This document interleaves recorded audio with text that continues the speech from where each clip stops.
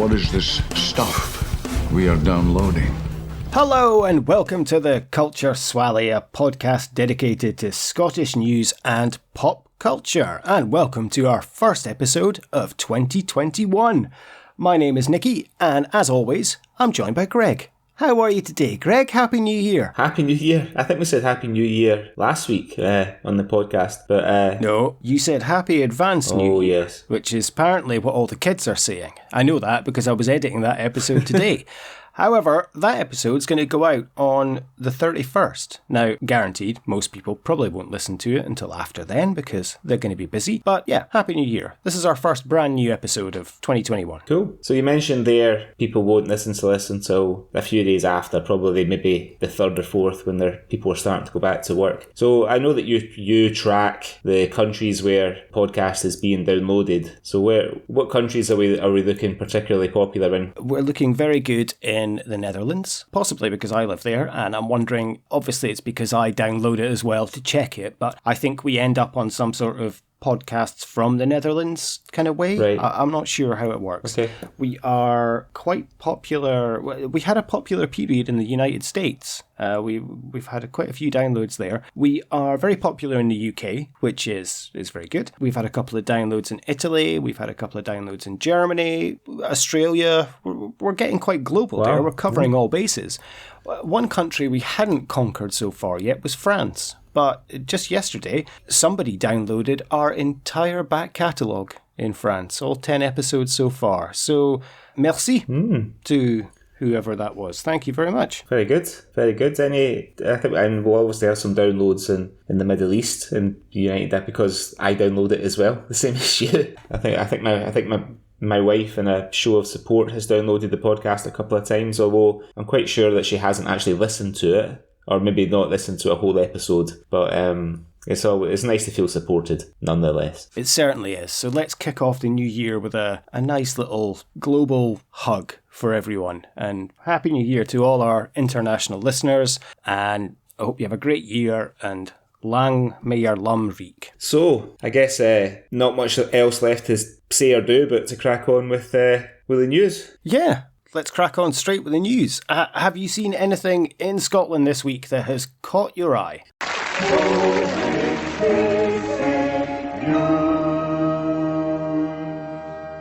Hello, this is the Outer Hebrides Broadcasting Corporation, and here is what's been going on in the news. Right, I did. The first story that I found this week, although I have to say, before I start the story, I'm reading it off of the Daily Record website, and there's some stories along the top that I'm being invited to click on. And one story is Scott's French Bulldog gives birth to 13 puppies, leaving owners delighted. Now, I know exactly why the owners are delighted, because French Bulldogs go for about £500 each in the UK. I remember a guy I used to work with when I still lived there who had a French Bulldog, and they had puppies, and he made an absolute fortune selling them. So I'm sure that's why the owners have been left delighted, because that's a good little windfall for the end of the year. And people love French Bulldogs, they'll sell them no problem. Anyway, I digress. The headline for my story is Dog Walker finds 50-year-old Golden Wonder crisp packet on Scott's beach. This is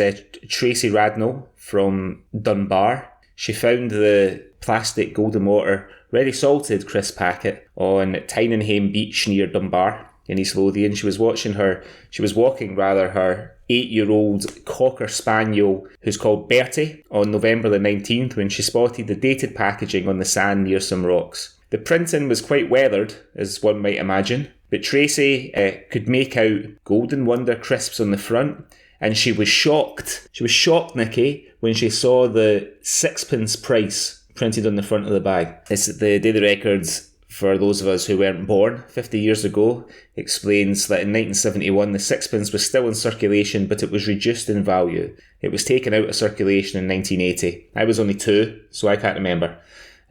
So I guess when that happened, then a lot of people were 6p none the richer. Oh, yeah.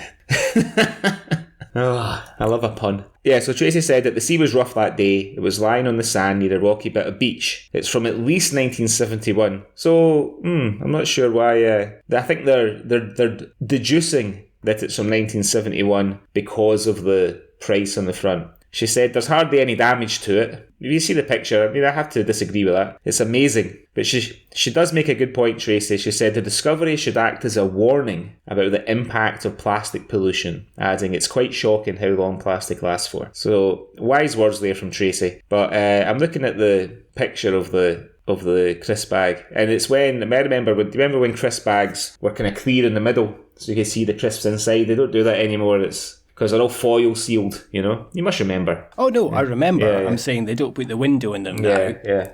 Possibly because of the foil sealing. Probably more so that you can't see how ripped off you're getting at the fact that there's 10 crisps in the bag. I was going to say exactly that. There's nothing. I bought some. I found some roast beef Monster Munch in my local supermarket a couple of weeks ago, and I bought a 6-pack. And I ate roast beef Monster Munch are my absolute favourites. And I remember for many years they stopped doing them. It was only pickled onion that was available for years and years, and then they kind of brought them back about maybe 10 years ago. They brought back the original flavours and the original packaging. So the roast beef, the extra hot and pickled onion. And I opened the bag of Monster Munch last week looking forward to a satisfying snack, and the bag was probably less than fucking half full. And my daughters demolished the rest of the multi-pack because things like that don't last very long in my house when you got 2 young kids. And I asked them, and they said that all the bags were like that. So if anybody from Walker's downloads the podcast, when Monster Munch were made by Smith's Crisps, the bags were a lot fuller. Because Walker's bought Smith's Crisps, didn't they?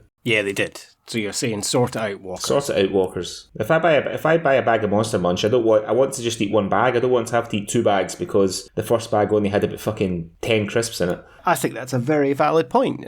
Bring back more crisps in bags. I can see it's, but I think it's similar to, we can say that Mars bars have got a lot smaller nowadays, Snickers bars have got a lot smaller, and they have, but crisp bags haven't, but they just put less crisps in them. Mm-hmm. Yeah, I mean, I was shocking. But have like Snickers and Mars bars got smaller, or have our hands just got bigger as they've got older? No, I think they have gotten smaller as well. They have taken a tiny little bit off, and they will say it's for health reasons to try and cut down on the amount of calories or the amount of sugar, and that people aren't getting so obese. But we all know it's just a cost-cutting exercise, and they think we won't notice, but we do. Yeah, and we do. And they're a lot more expensive than they were when we were kids as well. On the front of the bag, there's a mascot that I don't like. The packaging and the Golden Wonder logo is different from the Golden Wonder logo I remember when I was a wee boy. But there's like a mascot on the front of the bag, and he's that little sort of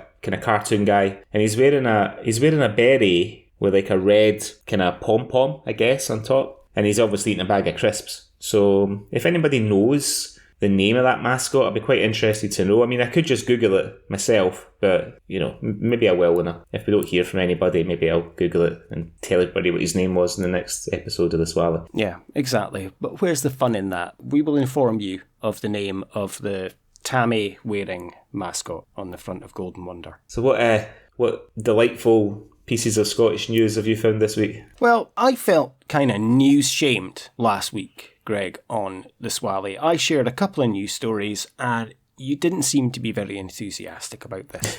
So I've had to go all out this week. I thought I'd tell some nice, quaint stories last week about a lovely guy who stole a tin of custard. Oh. And then I believe my second story, I can't even really remember what my second story was, but it was a nice story as well, I'm sure. But you didn't seem impressed with it either. So I've had to go the whole hog and pull out the big guns, quite literally.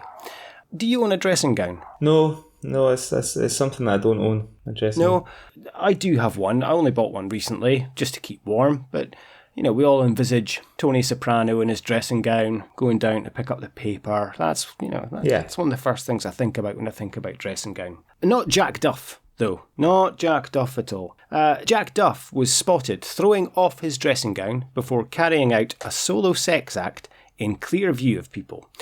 This is from the Daily Record this week. In fact, today, I think. A 20-year-old man was filmed by his shocked neighbours as he carried out a sex act in his garden. Jack came out wearing his dressing gown into his garden, then he threw it off and carried out a solo sex act in clear view of front of neighbouring properties. Unfortunately for Jack, he was placed under supervision for 18 months yesterday and ordered to attend the Tay project to rehabilitate sex offenders. His details were not added to the sex offenders register. Jack would be very happy to find out. So his neighbours spotted what he was doing and decided to record the incident. Now, I don't know who's worse here, them for recording it or Jack for just having a little rum-tum-tugger in the garden.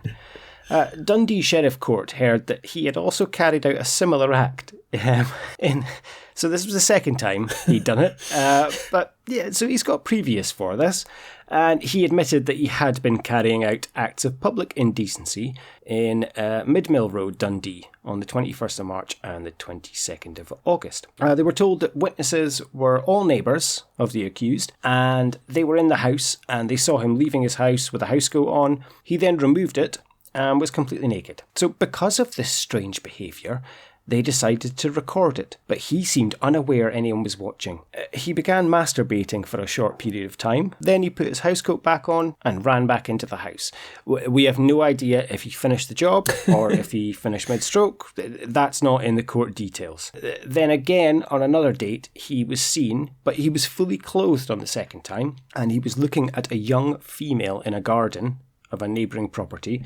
It doesn't say how young this female was, thankfully, and he had his hand down his trousers and appeared to be masturbating. The witness was upset and started crying. They observed him fully naked in his back garden, this must have been the first time, for about 2 minutes in total. So his solicitor had said that it's clear from the witness on the second occasion, when he was outside, he was completely unaware that he was being observed. This was not a situation where he was deliberately doing it in front of people. But that didn't matter to Jack, and he got his 18-month supervision order. I mean, to be fair, it's not really the done thing. No, I mean, it sounds like Jack it sounds like he maybe needs a bit more than just sort of like sex offender rehabilitation. Because having a wank in your back garden, are you really doing anybody any harm? You know what I mean? I think if people can see into the garden, I don't know the law properly, to be honest, but I think if people can see you, then it's probably not okay.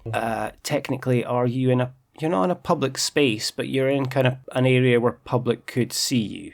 Yeah. So I think, example, your car. If you're in your car, parked, you're in your own property, you're not going to start having a wank in your car, are you? Well, I'm sure probably some people do. Well, we had our guy last week who stopped at the side of the road near Livingston in his lorry, remember? And appeared to be banging one out at the end. I wonder if it was Jack Duff. I wonder if he's a lorry driver as well. Because he was naked, wasn't he? He doesn't mention his profession, no. So I'm not sure what he does. He just sits about in his dressing gown all day, wanking in the garden. Do you think our friend that we spoke about on an earlier episode of the podcast, who pressed his cock against the glass in Little John's window, if he had been photographed doing that, if he would have to attend sex offender rehabilitation? I think we did discuss this on that episode of the podcast. Mm-hmm. And we did decide that, yes, our friend that did that would probably get into quite a lot of trouble nowadays if he was doing that.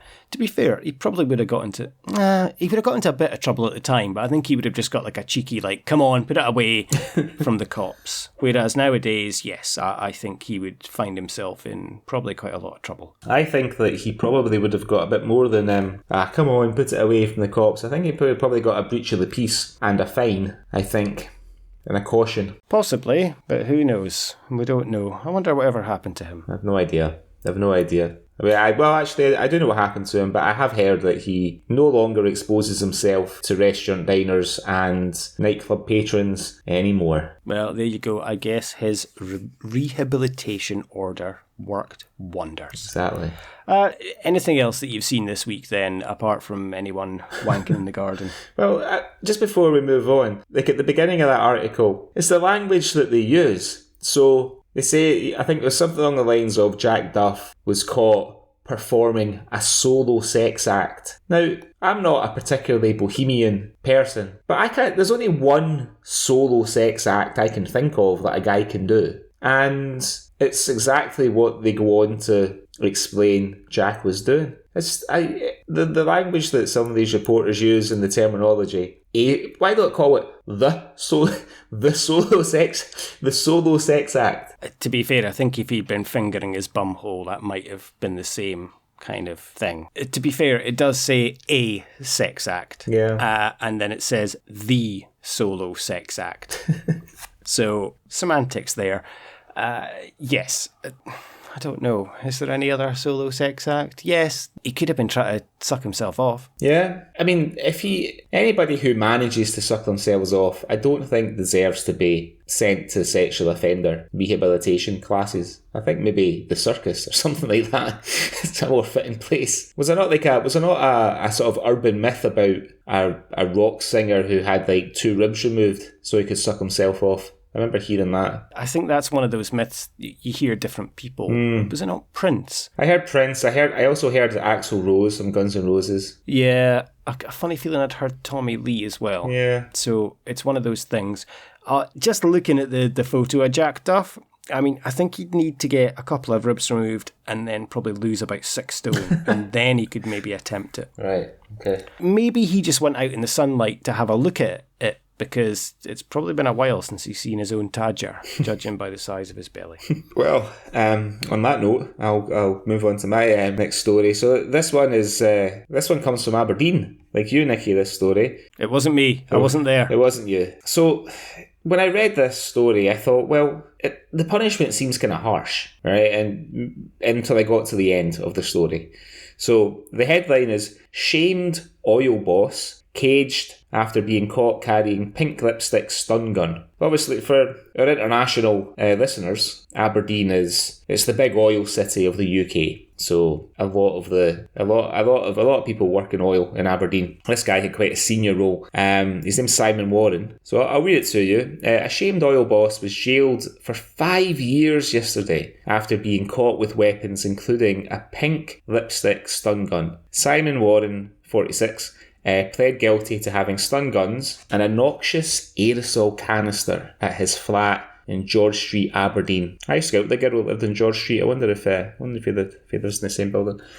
I mean, if he does live in the same building as her, that might explain why he's got all these defence weapons in his flat. The dad of 2 admitted importing the prohibited items from the Czech Republic. At the High Court in Glasgow, Judge Lady Stacey told him, "You've had a spectacular fall from grace. You are fortunate you retain the support of your family. The law takes an extremely serious view of the offences you committed. There's a minimum sentence of 5 years unless there are exceptional circumstances. Given you got these items to protect yourself, that is not an exceptional circumstance." The court heard that the police raided Warren's flat after a tip-off and found the stun guns. The noxious spray was in his car. Prosecutor Angela Gray said when the accused was interviewed by the police, he stated, "I'm not a violent man. Take one look at me. I'm not a violent man. I never have been. I'm a frightened man." So he obviously does live in the same building as that girl I used to go out with. But apart from that, I've no comment. So I've read all that and I've thought, well, that seems quite harsh. To be sent to jail for 5. I'm not saying that he shouldn't have been punished, but to be sent to jail for 5 years seems harsh. Because it doesn't say that he's used these weapons on anybody. So he's in possession of illegal weapons, but it's not like it's a firearm that he's in possession of. It's what, a lipstick stun gun? Lipstick stun gun, like a really shit James Bond, And basically some pepper spray. Yeah. So I read all that and I thought, well, look, these things are illegal. He should be punished. 5 years seems excessive. But then I read the last paragraph, which I will read to you now. Warren, who has a previous conviction for possessing child abuse porn and is on the sex offenders register, was formerly in operations with Petrofac, which is a big oil company in Aberdeen. I'm sure that the owners of that company are delighted to have their company mentioned in this article and associated with this guy. So clearly he has these weapons because he's on the sex offenders register. And in the UK, if your neighbour, you can go and find out if your neighbours are on the sex offenders register. You can go to whatever, I don't know, the police station or whatever, and it'll tell you if any sex offenders are in your neighbourhood. So he's clearly got a bit of a paranoid complex. Yeah, so he's got those weapons for personal protection because he's a nonce. Yeah, and now he's going to go to prison without his weapons And we all know what happens to nonces in prison. And I wonder if Judge Lady Stacey knows what happens to nonces in prison. And that's why she's hit him with a full 5 years. I remember reading years ago in Glasgow, this German guy, he was in Glasgow on holiday, and he had one of these little sort of, like, you know, the kind of famous little minigun. I think it's called a Derringer. So it's like a sort of lady's handbag handle.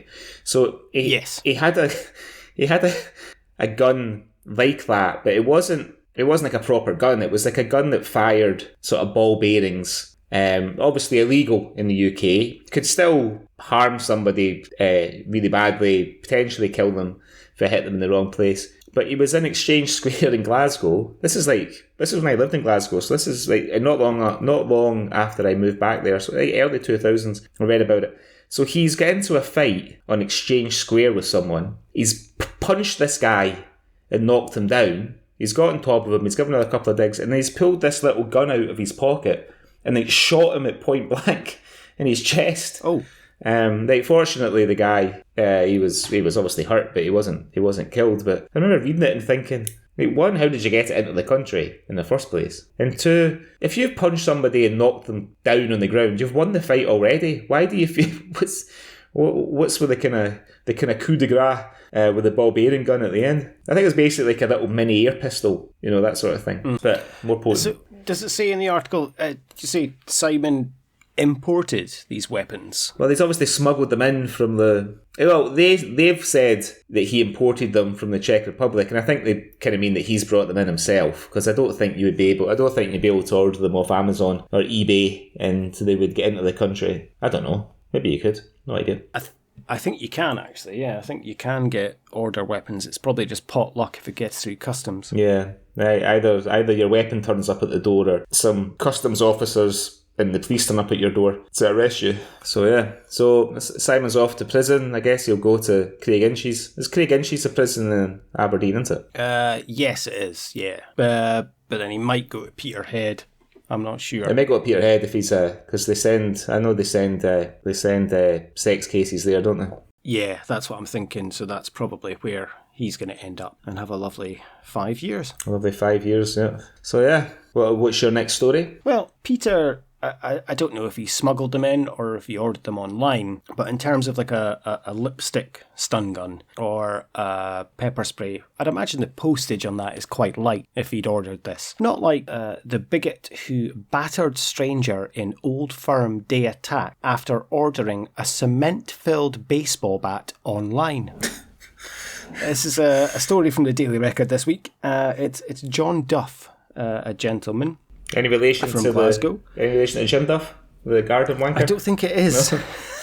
I don't think so. He had his bail revoked after the sheriff said that his background reports on him were the most disturbing that he had ever read. Did I say this was from Glasgow earlier? I'm sorry. I beg to differ. Where do you think this is from? Falkirk. Duff, 23, appeared for sentencing at Falkirk Sheriff Court today after pleading guilty last month to the attack on a 52-year-old in front of horrified Sunday afternoon shoppers outside Tesco's at Falkirk Central Retail Park. The basic gist of the story is that Duff had been at the Old Firm game. Then he'd come back and he just went to town with this baseball bat. An inquiry report had been prepared on him and it revealed that he ordered a cement-filled baseball bat on the internet with the desire to cause somebody harm. So he has literally just been at the Old Firm game, result hasn't gone his way, he's went out and just decided to somebody's getting it with us. They had to recall, psychologist and psychiatric reports on him, and they're going to give it... he's pled guilty, which is fair enough, because I imagine there's quite a lot of witnesses, but he's a first offender, which I find very strange that you would just do that for your first offence. That's quite a big thing to go for. Did it say how old he was? It has. He's 23. Right. But they had a look at his psychological report and they said it's probably one of the most disturbing reports that they've ever read. So no continuation of this, no bail, that's it. You're staying in there until we actually have the court case. So they've said to him, I hope we appreciate the reasons for that, but you will see that you ordered a cement-filled baseball bat on the internet and obviously you wanted to cause somebody harm. So you're going to be remanded in custody. Did I say custody? Yeah. It's because I was editing last week's episode about the custard, and that's why I'm saying custody. We're going to be remanded into custody. He's going to need a lot more information on this before he passes sentence. So Duff had gritted his teeth and foamed at the mouth as he battered this shopper outside Tesco's.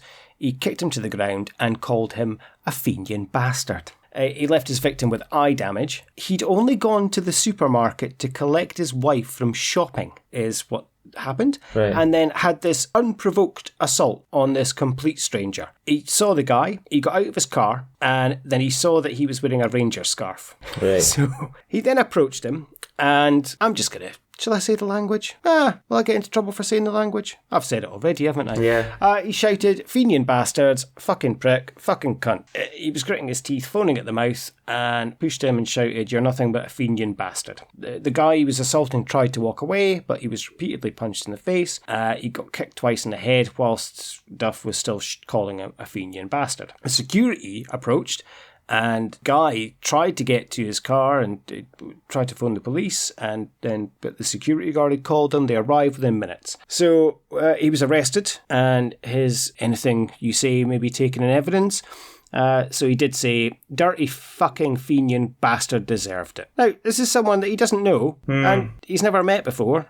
So we think. We don't know. Maybe there's something else going on there. So yeah, he suffered serious eye injuries, which left him in pain and with blurred vision for 3 months, and he also chipped a tooth. Unmarried Duff, probably a blessing he's unmarried, he did plead guilty on the incident which occurred at around 2:45pm on a day when Rangers beat Celtic 2-1 at Celtic Park. So one of the first questions I would have to say is, he was wearing a Ranger scarf, he's calling everyone Fenian bastards. His team won. Yeah. Why is he so upset?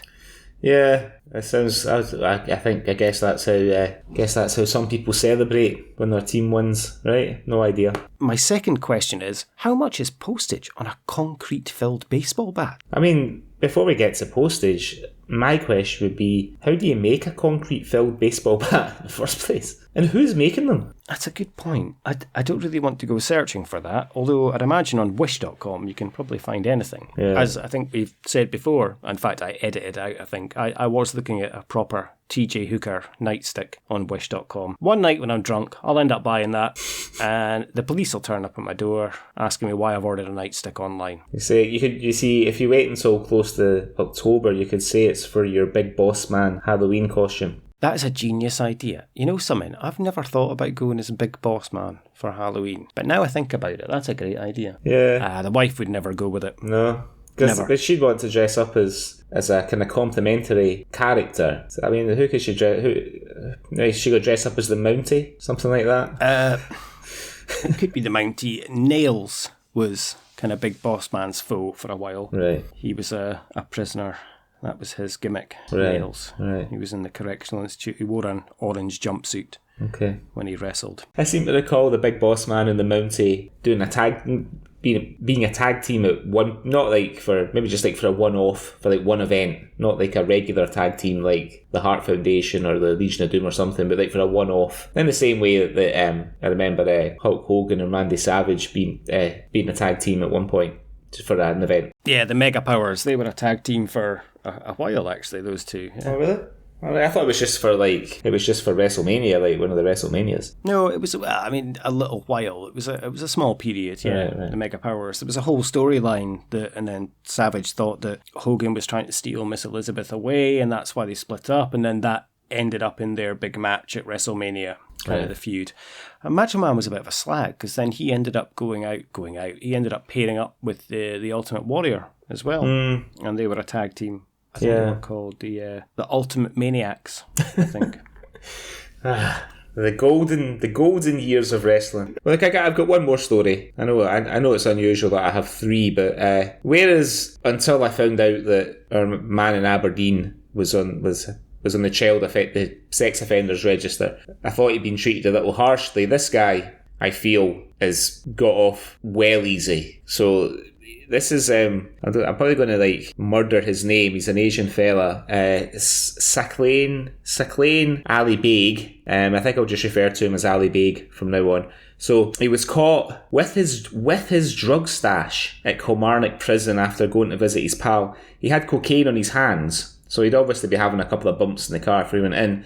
I'm assuming that when you go into a prison to visit somebody, they do that sort of UV light thing or whatever, or a swab thing. I mean, it happened to me at Dubai Airport when I was transiting through. No, was it Dubai or Qatar Airport? I can't remember, but I was transiting through somewhere, and they sort of like swabbed my bag and everything, and they put the swab through like a little reader thing to see if there's any drug residue in there. So I guess they do the same in prison. It's meant to be for any gunpowder. Oh, right, okay. But in the Middle East, it's for drugs as well. Yeah. So the story says a dopey dealer was caught with drugs worth thousands of pounds at a prison after going to see his pal with cocaine on his hands. A court was told how Ali Beg, 25, had MDMA, cocaine and ketamine hidden in dummy iron brew and hairspray cans and stashed in his car as it sat in the car park at Kilmarnock's Bowhouse prison. But when he went to see his unnamed friend, prison security checks revealed there were traces of the deadly Class A drug cocaine on his hands.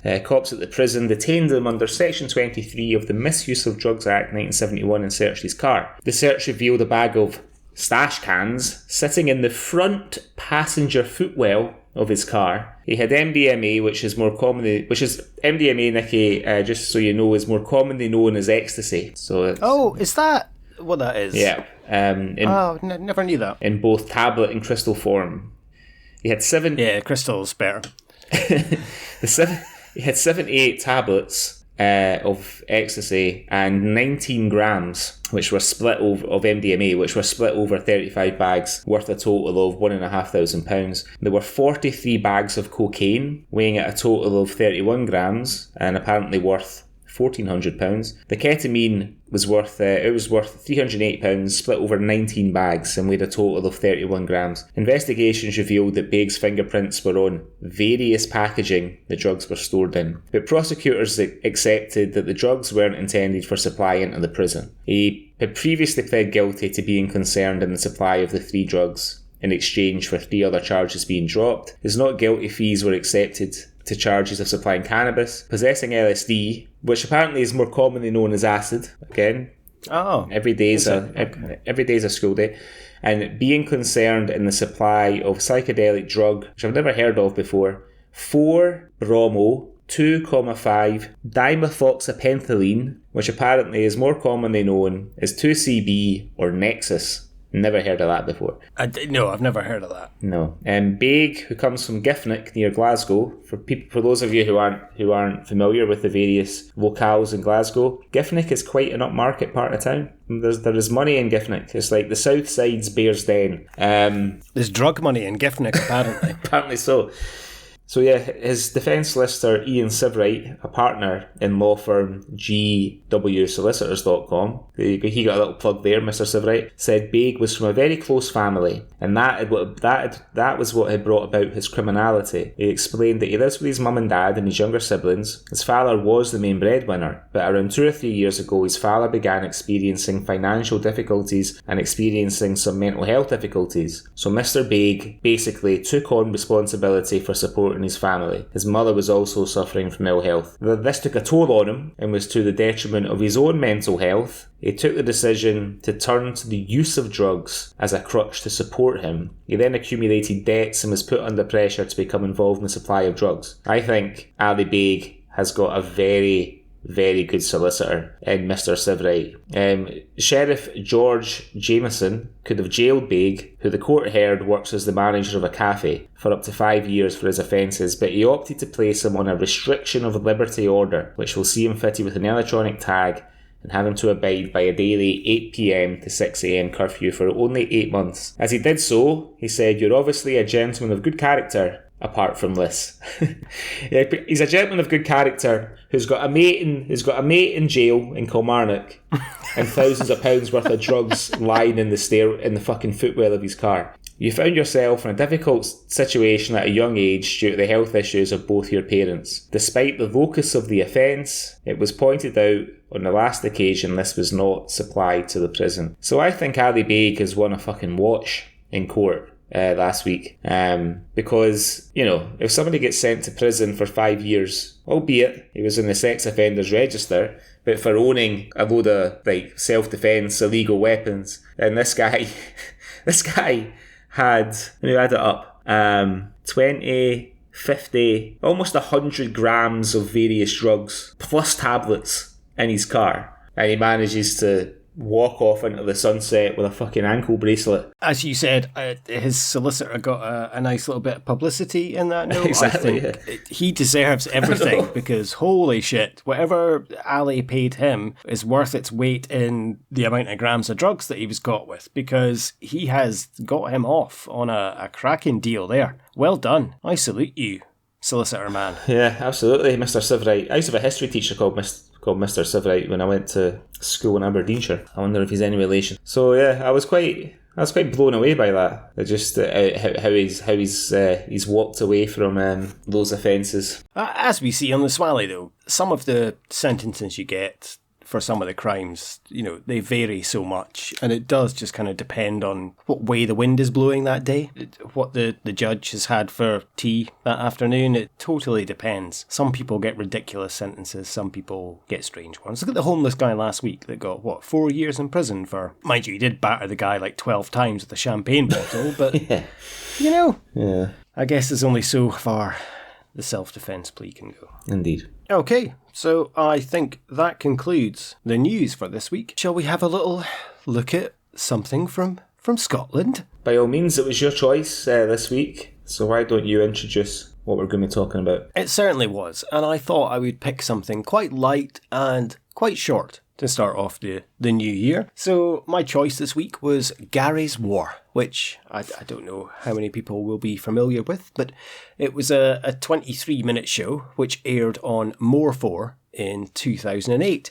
It's the creation of Scottish actor and writer Greg McHugh, and Gary began life at the Edinburgh Fringe in 2006 for a brief sketch before returning in 2007 for a slightly longer show. The character of Gary was then featured in a couple of sketches on a Channel 4 comedy lab show called Blowout, and on the back of that, More 4 commissioned this pilot that we're going to speak about today. On the back of that pilot, the BBC got in touch with Greg and said to him, if you ever want to make a sitcom about this, get in touch, which ended up leading in a 3-series run of Gary Tank Commander, which is probably what he's best known for. But today we're going to just speak about the pilot, Gary's War. So Gary's War is a kind of interview with Gary after he's just come back from the front line in Iraq, and it takes us upon his return home and about his experiences on the front line. Now,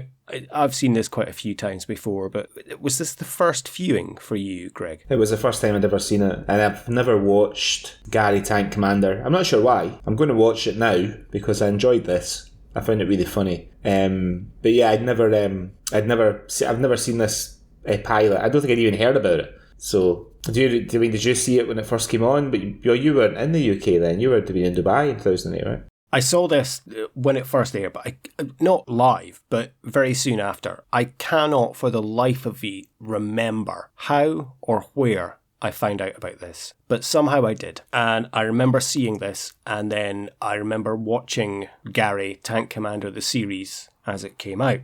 I don't know if it was maybe a podcast that Greg had been on or a news article like in the Daily Record or something about it, but I definitely remember seeing this quite early on and really enjoying it. Now, we will do the series at some point, and once you've watched it and once I revisit it again. The series is quite different from the pilot in that the BBC decided to take out kind of the more satirical aspects of this little short, and the series is kind of more kind of campy surrealism, but it works very well. It's very funny, and there's a lot of good Scottish comedy actors that appear in the series. Obviously, in this short, there's only like 5-6 people in the cast at most, and three of those are his friends in Iraq that you don't really see properly because it's all done on grainy YouTube style videos back in the day. And of course, this was from 2008, so, very early on, and focuses on the kind of 2003 war that we had in Iraq. So I guess my first question is, did you enjoyed this, though? Yeah, I did. I'd seen him, the first thing that I saw Greg McEwen, that I watched him in, was Fresh Meat, the Channel 4 sort of comedy about the students in Manchester with Jack Whitehall and a few other people that have gone on to become quite successful in one shape or form. But yeah, I found it really funny. Like when I was watching it, his accent to me sounded like very East Coast, not quite Fife, but maybe sort of West Lothian, But when I was reading up on it, he's supposed to be back in Bannockburn near Stirling, right? And the people in Stirling don't. I mean, my grandfather came from Stirling, and I've got some family from there. They are a wee bit sort of Willie-ish in the way they talk, but yeah, I mean, I found it really, really funny, and it was quite surprising because, like you mentioned earlier, how when it got commissioned for a TV series, they took out some of the satire, and in the short, in Gary's War, the satire is quite an important part of it. His interpretation of why the Gulf War happened and why the 2003 conflict happened, etc. But I was quite surprised by the way he describes 9/11 or 9/10/11 as he describes it, because this, like you mentioned, this came out in 2008, so it's only sort of 7 years after 9/11. It's kind of, I was watching it, and he sails really close to just taking the outright piss out of what's obviously a terrible fucking tragedy and disaster.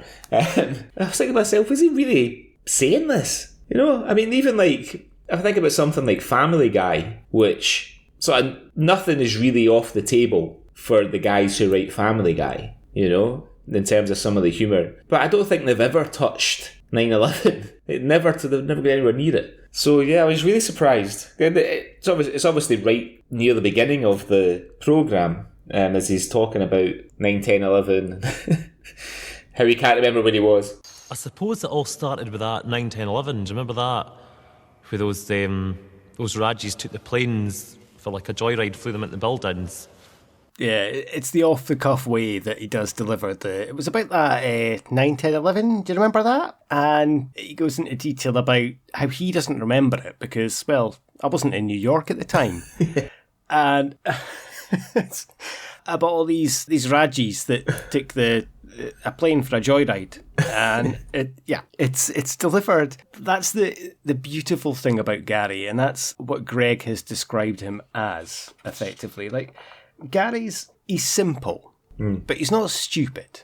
Like, you can tell he's kind of a switched on kind of guy, but he's not stupid. He's not the brightest, but he's lovable. And that kind of embodies Gary as a character. He is a lovable idiot in a way. But yeah, you're right. He's sailing so close to the wind with some of the stuff he says about that. And I mean, later on, there's a lot of stuff that he says. You're like, oh my God, I can't believe he's just said that. But it's so funny and it works. But was that the kind of time you're thinking it previous to that it would have been too close, and now everyone is so terrified of offending anyone or upsetting anyone? That stuff probably wouldn't sail well today either. So I think it was the kind of perfect cusp of time, and it was on more for 2008. It was kind of probably just the edgy right thing, whereas the BBC were like, no, we're going to calm that down. We're going to have more scenes of you arguing with a woman in the army cafeteria about what constitutes a plate of chips, which you will see when you watch the series, rather than speaking about why Iraqis hit statues with flip-flops. I mean, I can remember being quite, although I didn't watch it for whatever reason, but I was obviously aware of Gary Tank Commander, and I knew it was a sort of comedy about the army. And I remember thinking, well, that is quite surprising too, because obviously all through that conflict in Iraq, there was stories in the paper about, soldiers British soldiers being killed there, kind of coming back, horrendously like wounded with life-changing injuries and things. And I remember thinking, well, imagine making a comedy about the army, you know, when the sort of the view of the soldier, the British soldier, was, you know, not quite the same way as they are in the US, the way they revere these troops as like fucking, I don't know, as sort of saints and fighting for freedom, and they take it too far there. But I do remember there was a wee bit of that in the UK, particularly when that conflict was at its peak. And I remember being quite surprised that they would have a comedy about it, because I can't really think of many sitcoms about like the army. Like the only two that spring to mind, like first one's obviously Dad's Army, but that's about the home front. You know, it's not really about proper soldiers. And then the old Eight and a Half Hot Mum about the. I that's kind of before my time, so I know it's a kind of military comedy. I couldn't really tell you without getting my phone out what conflict it's set in or anything like that. So, you know, I felt like quite a bold thing to do. It's true, there's not a lot of comedy to be found in war. There's not a huge amount of comedy war films, I guess. Tropic Thunder, maybe, but that's more of like a kind of film set. In terms of sitcoms, I guess you have MASH, which is probably the go-to. The inspiration from Gary actually came from one of Britain's most beloved war set sitcoms, which was Allo Allo. Oh, of course, yeah.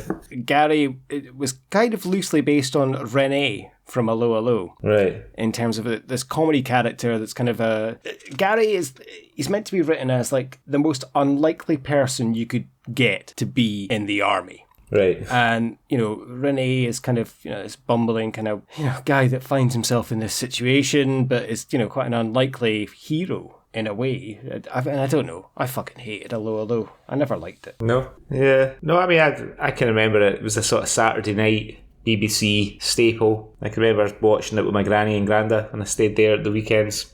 But yeah, no, I mean, the thing about the character he plays is, like, to your point, is he's incredibly likeable, even when he's probably the bit that made me laugh the most is when he's talking about shooting Davy P in the boss with the air rifle.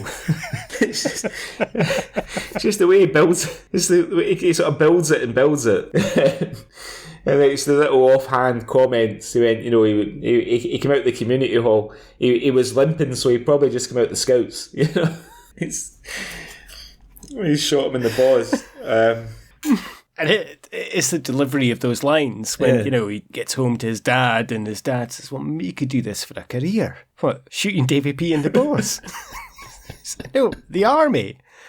Ah. And he's got that smile. He's got that kind of toothy smile that he does. You know, when he's supposed to be kind of asking the person behind the camera, you know, sort of questions, and you know, he says, "Do you know what a Raj is?" And he gives him a wee smile, and he starts to explain what his sort of definition of a Raj, which is a real sort of East Coast kind of insult. Calling somebody a Raj. I don't think you would get many people calling each other Rajis in the west coast of Scotland. And it's a beautiful part of it that, and I don't know if this was Greg's intention or, you know, if it was who came up with this idea, but it's very much like of that time, kind of the army videos, you know, things would flash up on the screen, be the best. Yeah. And as he's speaking, it's coming up with, do you know what a Raj is? And, you know, army type. And it just adds so much to the actual show. Seeing it there, it's almost like it's subtitled, but in in a great way. But yeah, that really made me. And the other thing he said, you know, when Davy P's dad came round to complain to my dad said, "I'll kick fuck out of Gary after the football," but he never kicked fuck out me. Well, I was watching it. I was trying to sort of. I couldn't decide whether he had a sort of wider objective. You know, going back to the sort of satire of it. You know, was he trying to? I mean, I think by the end of it, I decided that his objective was just to be funny and make something that everybody could enjoy and laugh at. But I did think, is he trying to say something a bit more profound about the British Army or the Gulf War or whatever? But I'm not so sure he was. I think he just. I think he did say that he had found that nobody was making anything comedy-wise about Iraq or Afghanistan at the time. Mm-hmm. And I guess it's the same as anything. You see kind of a niche in the market, you're going to go for it. Mm-hmm. And he just came up with, okay, well, I'll come up with this character of Gary. And he is so beloved now in Scottish culture in terms of Gary. And people are always shouting to him in the street, Gary, and it's become part of who he is. And I think that was the thing. He, I guess, spotted just this kind of niche that something needed this in terms of comedy. Yeah. And I think the first 2 series of Gary Tank Commander were only screened in Scotland, but I think the 3rd series was screened nationwide. So at least our friends in England got to experience a bit of Gary. I feel like it was on BBC Three, maybe that series you're talking about, right? Maybe? Don't know. Possibly. The videos that you mentioned, they look like they're sort of early camera phone videos. They're supposed to be of him and these, I guess, his comrades fanning about on the base. The one of those that really made me laugh is when he's dressed up as Saddam Hussein. Got another guy dressed up as Bin Laden. This other guy's just dressed up as Dr. Evil from Austin Powers. and they're messing about, and then you hear a, hey, what the fuck's going on here? And they're like, oh shit, and they turn, and the guy comes in wearing a burqa with his helmet on the top. So the first burning question I have is, when, just after Gary is speaking about 9, 10, 11, and, that he wasn't in New York at the time, and he's saying it's like, it's one of those things that people say you always remember where you were. Like in the 60s when that guy from the Bee Gees got shot. Is that meant to be John Lennon, It's supposed to be JFK, isn't it? None of the I wasn't sure if it was JFK or John Lennon, because obviously none of the Bee Gees got shot. But John Lennon got shot in 1980, so that eliminates him. But none of the Bee Gees have ever been shot, so that eliminates them. That's true. I mean, I think the whole, I'd always remember where I was when, I think is generally attested to JFK, to his assassination. I think, that's a sort of classic, I'll always remember where I was when, but I think it's also been replaced by 9, 10, 11, maybe.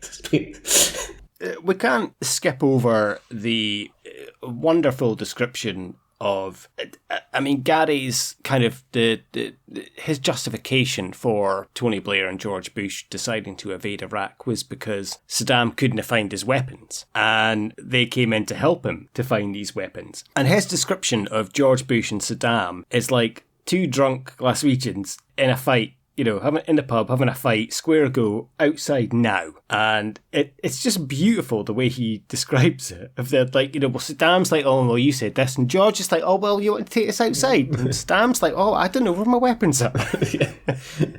Hold me back, Tony. But the ultimate is that everyone needs to stay together because you don't want to piss off the Chinese, because the Chinese are all martial arts trained. And he says, what does it say? He says, I love Chinese food. Their chips are magic, eh? It's true, though, they are. Yeah, great chips from a Chinese restaurant in Scotland. Great chips. Yeah, it made me laugh. The other bit that made me laugh is when he's talking about how his dad had asked him to bring him back a jar of sand from a desert in Iraq, and he'd forgotten. So he realised he could just go and buy a bag of sand from B&Q, and he starts giving jars of sand to his relatives, and he's got sort of Hellman Iraq. It's like, so just for a laugh, I wrote East Kilbride on one of the labels. He's talking about one of his relatives going, oh, what do they call it? East Kilbrady or something like that, they call it. I saw that in the news, that's a really dangerous province. And he's like, idiots. But that shows Gary's not stupid. Yeah. He's got the nous to go to B&Q and get the sand, get the jar, and then he's thought, I know, I'll play a trick here. He's not stupid in that regard. And then when he meets his friend, the girl, and he gives her obviously a painting that's been requisitioned from a palace in Iraq of Saddam Hussein with a machine gun. It's a beautiful painting, though. But I mean, the thing is, it's done pretty straight, really. You know what I mean? There's no sort of silliness about it. There's no sort of obvious over-the-top silliness of it. It's just like, oh, I've got a present for you. Oh, a present for me. And then the next scene, and she's ripping it open, and she's like, "Oh, Gary, that's brilliant." And there's no, he doesn't need to say, "Oh, I found it in a palace in Iraq," because it's so well done. You can tell by the frame that it's a good quality, expensive frame in this picture. It's a well rendered portrait of Saddam Hussein. It's a sort of picture that you could imagine a dictator having of himself hanging on the wall.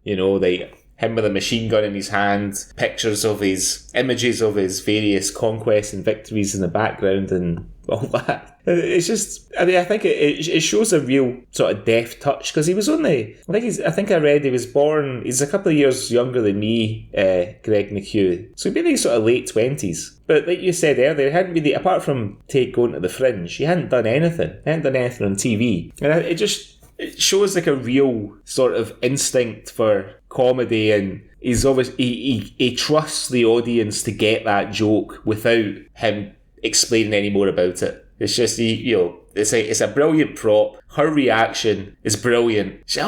But who's like, she doesn't know who he is. And he's like, "It's Saddam Hussein." She's like, "Oh, well, yeah, that's brilliant." And then the next shot is just them sort of stood smiling beside the portrait. So it's just this really clever light touch. I thought that little scene. It's really good. There is a lot of that in this. There's a lot of light touches that are so funny. There's the odd obvious joke, and one of my favourites is near the start when he's going into the flats and he's walking up the stairs and there's the graffiti, "Kelly is a slag," and he just goes, "She is?" but even that, he just... It takes his time. He takes a second or two to sort of read it, and then he kind of turns. He doesn't, and again a beat or two goes by, and she is.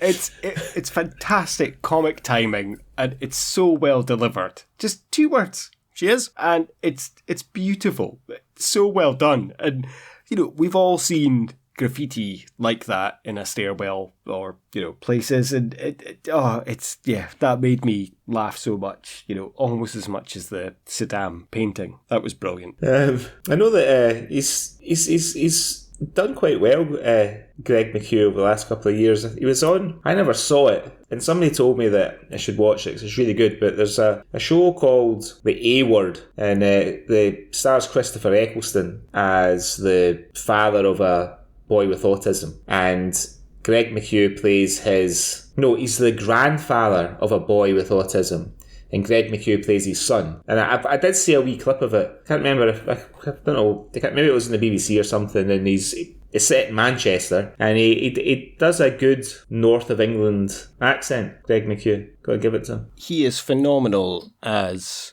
you touched upon earlier, as Howard in Fresh Meat, and that was the first 2 roles I'd seen him in was Gary Tank Commander and then Fresh Meat. Couldn't be 2 more opposite of the spectrum, apart from they're both Scottish. Yeah. And he's amazing. And of course I know him from the original pilot of Two Doors Down. And that was the reason I picked this, because he's been cast in season 2 of the Scottish drama Guilt, which was on the BBC last year. I don't know if you've seen that. No, I've not seen it. So we'll maybe review that at some point. I haven't watched that either, but it's meant to be fantastic. But he's been cast in series 2 of that, so that was why he kind of popped into my head, and I decided to do Gary. Mm-hmm. But yeah, he's done really well for himself, and good on him, because he's so talented as well. Like, he's brilliant with his performances. I mean, I watched it twice in a row because, like I mentioned to you before we started recording, I had a busy week last week and I just didn't have time to watch it. And so today, obviously, it's Friday here, so it's the weekend. So I watched it just to kind of watch it without taking any notes. I don't know how you describe that, non-critically. And obviously, I laughed at all the bits, all the kind of funny clips of it that you and I have just discussed. But then I watched it back, like, straight away. I just put it back to the start and watched it again. And all those things made me laugh just as hard as they did the first time. And obviously I was trying to take some notes, and I wanted to make sure I didn't miss anything. So that second time, because I was laughing so much, and obviously it's not filmed, like, for anybody who's not seen it, it's not filmed with like a laugh track or anything. It's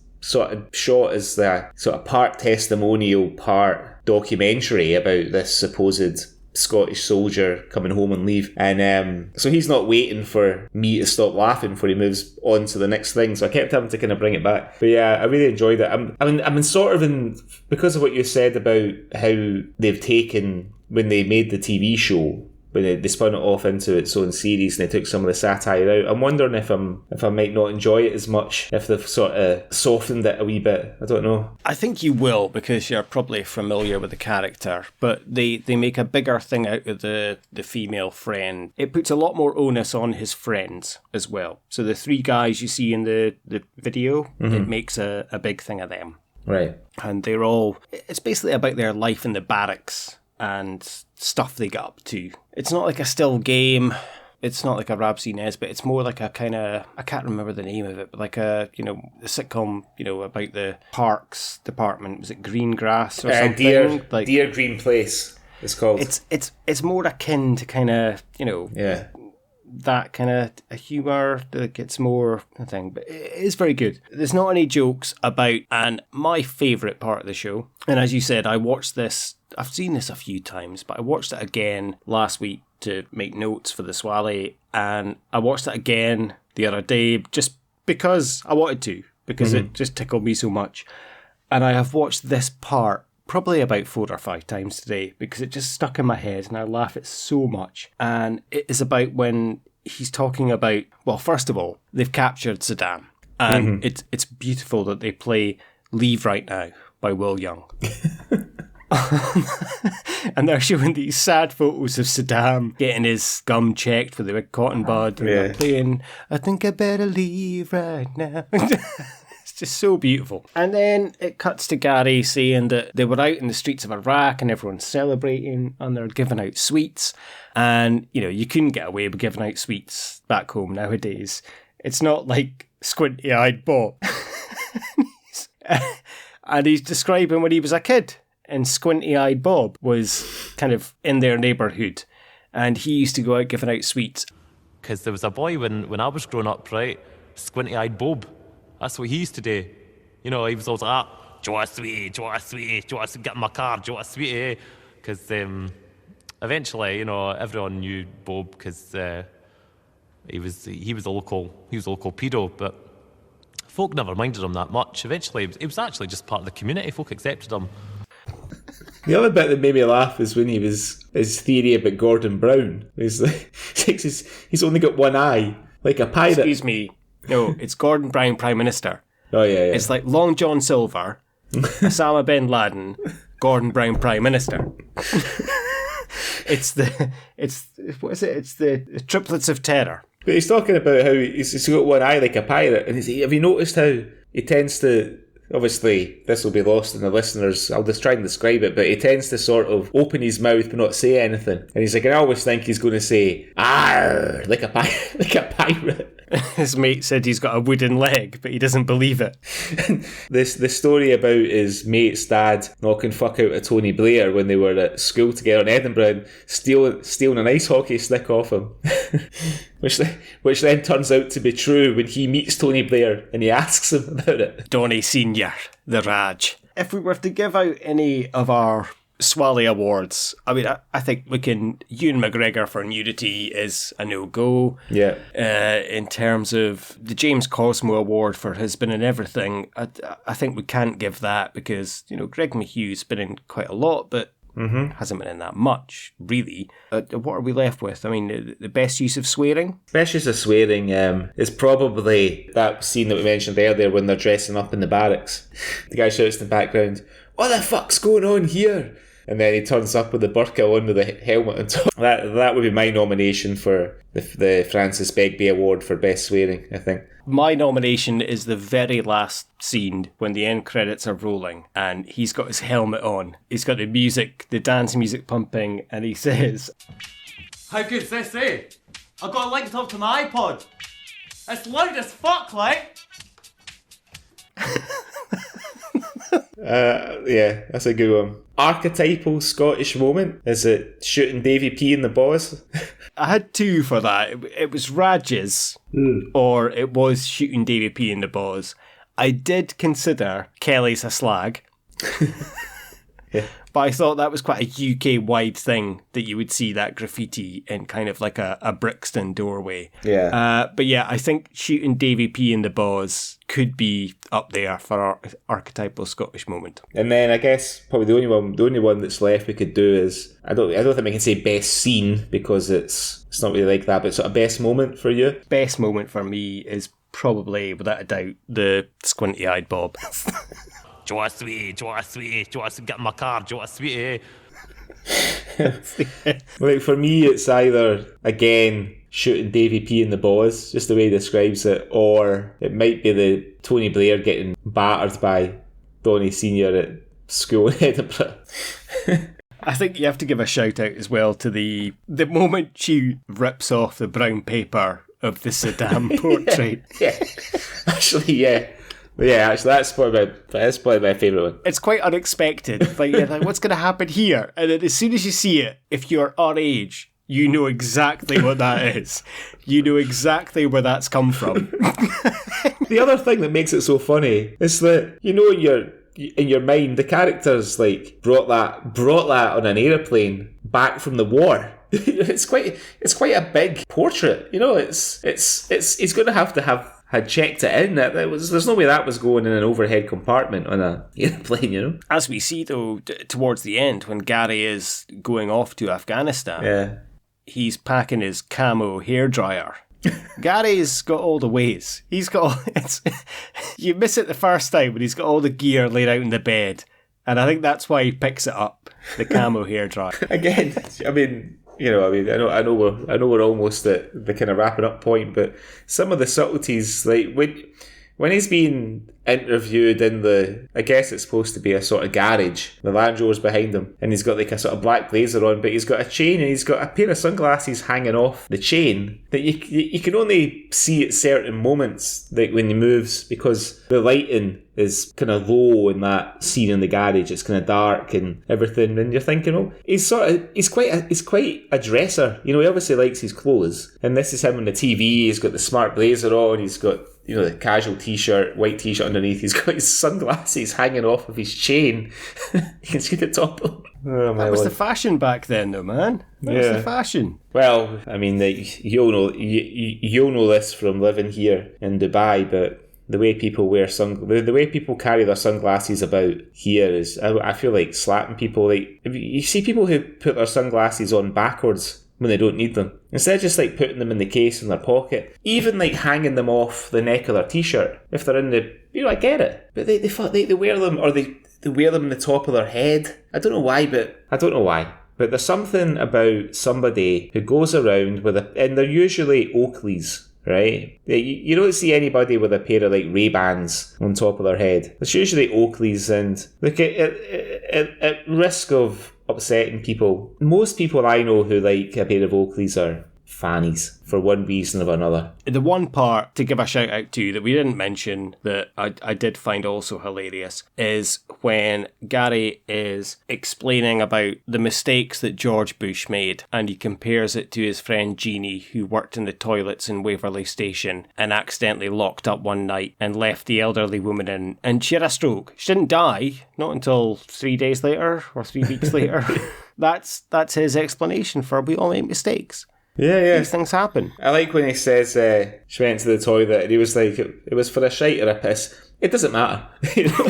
I mean, I have actually, when the first bar job that I ever had was in a little bar, a little kind of country pub in the northeast of Scotland, and we had a regular woman in there. She came in every day. I won't say her name, but she used to drink, she's an alcoholic, and she used to drink Baileys mixed with White and Mackay, very specific about the White and Mackay whiskey. You couldn't get away with grouse or anything. And she ran the B&B next door. And like I say, she was an alcoholic. She had a stepson, and he used to come up periodically to see his dad. And he was a big English fella. He was must have been about 6'3", 6'4". He was the first person I ever saw down a pint of lager. He would come in at 11 o'clock in the morning. Obviously, there's a problem with alcohol in this family, and he could down a pint of lager like you or I could down a pint of water when we're really thirsty.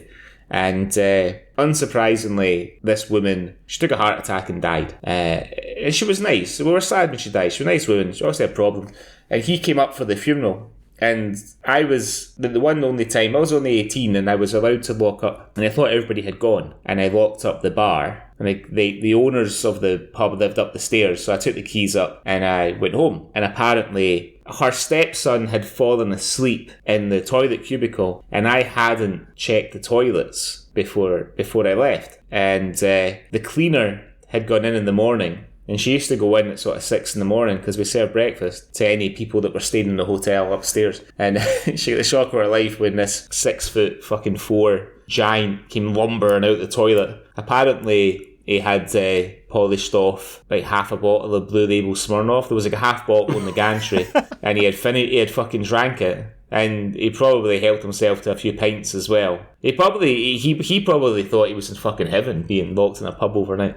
I do the same though. Like, well, what am I going to do? I can't get out. I'll just drink until I fall asleep, and then it'll be the morning, and they'll let me out. I'm sure he could have raised the alarm somehow if he really wanted to get out of there. Yeah, fair play.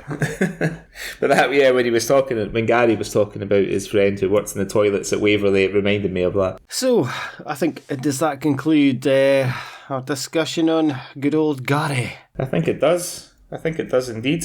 Well, I'm glad you enjoyed it. I'm glad I could introduce you to that, and I'm sure that later on the Swally we can have a little look at Gary Tank Commander, at least the first series or so. So, what are we going to do next week then? I thought, we gave each other a bit of an easy week this week with Gary's War after the Scotch and Rye marathon that we did for the last podcast, but I thought we would do a movie next time, and I'm going to go for a classic. So I'm going to go for Danny Boyle's feature film debut, set in Edinburgh, filmed in Glasgow, 1995's Shallow Grave. Oh, I am so delighted with you, because I think I watched that quite recently, and I do want to watch it again, and I don't think my wife has ever seen that. So I'm going to love to show that to her. And also so annoyed with you because that was going to be one of my choices coming up. But never mind. I'm looking forward to watching that again. And I cannot wait to review Shallow Grave with you in a couple of weeks' time. Brilliant. Fantastic. Well, once again, happy 2021, everyone. I hope you have a wonderful year, and thank you so much for listening to this. Please seek out Gary Tank Commander or Gary's War, but seek out Gary Tank Commander as well after listening to this pod.